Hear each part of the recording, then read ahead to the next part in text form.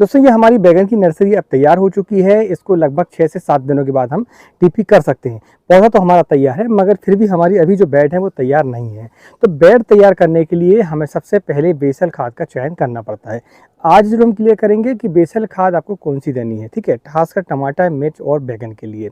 टमाटर एक ऐसी फसल है और मिर्च और बैगन एक ऐसी फसल हैं जो कि आपकी झाड़ीनुमा होती हैं, और उनका जो हार्वेस्टिंग पीरियड होता है लगभग आप देखते हैं कि 50 दिन से लेकर 60 दिनों के बीच में आपकी जो हार्वेस्टिंग है वो स्टार्ट हो जाती है। तो बेसल जो खाद है हमें उसी के हिसाब से देनी पड़ती है। आज हम इस वीडियो में 3 प्रकार के बेसल डोज के बारे में जानकारी लेंगे और आपको साथ में ये भी बताएंगे कि आप जैविक रूप से कैसे बेसल खाद को नियंत्रित कर सकते हैं, ठीक है। आप यदि जैविक खेती करते हैं तो आपको कौन कौन सी जो खादें हैं वो डालनी चाहिए, क्या क्या आपको काम करने चाहिए, ठीक। और दोस्तों वीडियो के अंदर ये भी जानेंगे कि यदि आप मल्चिंग नहीं लगा रहे हैं, यानी बिना मल्चिंग की यदि आप खेती कर रहे हैं सब्जी की, तो फिर आपको बेसल खाद का चयन कैसे करना होगा, क्योंकि उसको फिर डिफरेंट तरीके से करना पड़ेगा। तो चलिए दोस्तों वीडियो की शुरुआत करते हैं। मैं हूं राकेश साहू, आप देख रहे हैं एग्रो जीवन बातें किसान की, ठीक है। ये आपका अपना चैनल है। यदि जानकारी मैं आपको दे रहा हूं आगे वो पसंद आती है तो वीडियो को एक लाइक करें। ये जो बेसल खाद है ये सारी 1 एकड़ के लिए है। तो पहला जो बेसल खाद है वो है हमारा DAP 50 kg, साथ में हम MOP की मात्रा लेंगे 25 kg और साथ में हम सल्फर लेंगे 10 kg।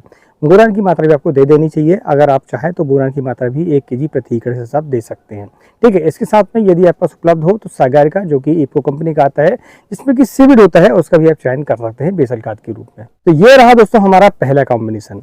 अब हम बढ़ते हैं हमारे दूसरे कॉम्बिनेशन के बारे में। यदि आप DAP नहीं डालना चाहते तो फिर आप जो है SSP सिंगल सुपर फास्फेट, जिसमें कि सल्फर भी होता है, साथ में कैल्शियम भी होता है और आपका फास्फोरस भी होता है। इसकी जो मात्रा है वो आप 100 kg ले सकते हैं और इसके साथ आप नाइट्रोजन ले सकते हैं 20 kg और साथ में MOP की जो मात्रा है वो 25 kg और बोरान 1 kg आप ले सकते हैं, ठीक है।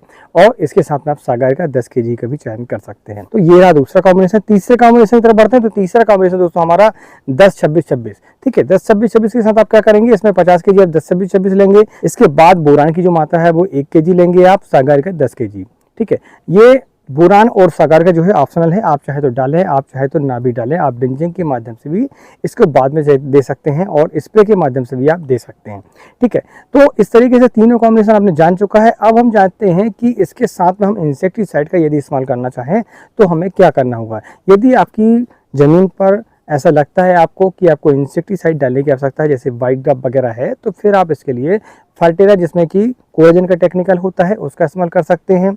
आप चाहे तो रेजेंट पाउडर का भी इसके लिए इस्तेमाल कर सकते हैं और कार्टाप हाइड्रोक्लोराइड का भी इसका इस्तेमाल आप कर सकते हैं।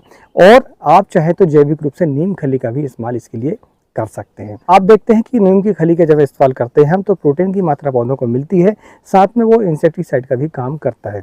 इसके अलावा आप नीम खली के अलावा भी आप सरसों की खली है आपका, ठीक है, किसी भी खली का इस्तेमाल करेंगे तो आपको उसकी फसल में बढ़िया रिजल्ट मिलेंगे। आप यदि खली का इस्तेमाल करते हैं तो फिर जो इफको की सागर का है उसको डालने का कोई मतलब नहीं बनता है, ठीक है।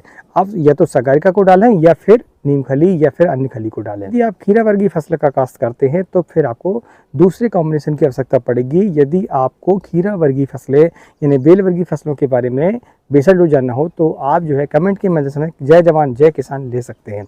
यदि ये वीडियो को आप ज़्यादा से ज़्यादा लाइक करेंगे और कमेंट पर जय जवान जय किसान लिखेंगे तो मैं अगला जो वीडियो है वो बेल वर्गीय फसलों के लिए आपको ला दूंगा, बेसल खाद के लिए, ठीक है। अब हम जानते हैं वीडियो की विशेष बात में बढ़ने से पहले मैं आपको बता दूं, यदि हमने जो जानकारी आपको दी है वो पसंद आती है तो वीडियो को लाइक करें और चैनल पहली बार आए हैं तो चैनल को सब्सक्राइब करना ना भूलें। विशेष बात दोस्तों ये है कि यदि आप मल्चिंग पर खेती करते हैं तो आपको फिर बेसल खाद हमने जो भी बताए हैं उनका इस्तेमाल आप बेझिझक कर सकते हैं। लेकिन यदि आप बिना मल्चिंग के फार्मिंग कर रहे हैं तो फिर आपको कुछ सावधानियां बरतनी पड़ेगी।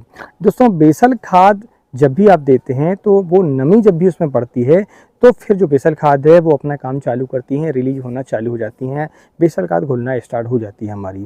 तो यदि आपने आज बेसल खाद डाली है और उसके 1 महीने के बाद आपको टीपी करनी है तो फिर आप देखेंगे कि तो बिना मल्चिंग वाली जितनी भी बेड है हमारी वहाँ पर आपकी नमी आ जाती है। नमी जब आ जाती है तो वो जो खाद है वो रिलीज होना स्टार्ट हो जाती हैं और जब फिर आप पौधा टीपी करते हैं तो उस समय पर पौधे को पर्याप्त मात्रा पर खाद नहीं मिल पाती है।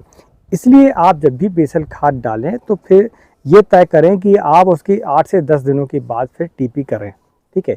तो फिर आप बिना मल्चिंग के भी बेसल खाद दें, अन्यथा फिर आपको उसके रिजल्ट जो है कम ही मिलेंगे। तो ये आपको सावधानी बरतनी पड़ेगी।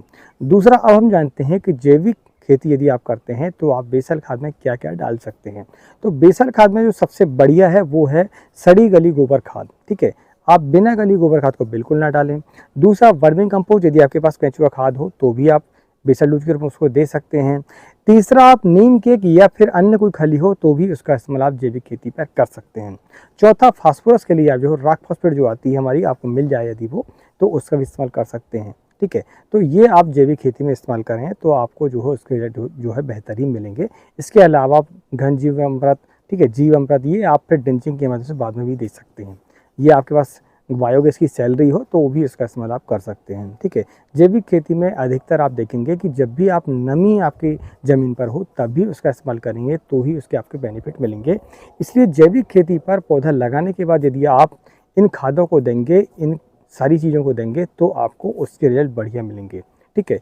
यदि आप बिल्कुल सूखी ज़मीन हो, टेम्परेचर बहुत हाई हो, तो फिर क्या होता है, जैविक खेती में जीवाणुओं का बहुत ही अहम रोल होता है। जीवाणु यदि आपकी गर्मी में मर जाते हैं तो फिर आपकी जो खाद है, जो आपने डाला हुआ है, वो सारी चीज़ें बेकार हो जाती हैं। इसलिए नमी बहुत ही आवश्यक है जैविक खाद पर, ठीक है। इसलिए आप देखते हैं कि आपको रिजल्ट बढ़िया नहीं मिल पाते।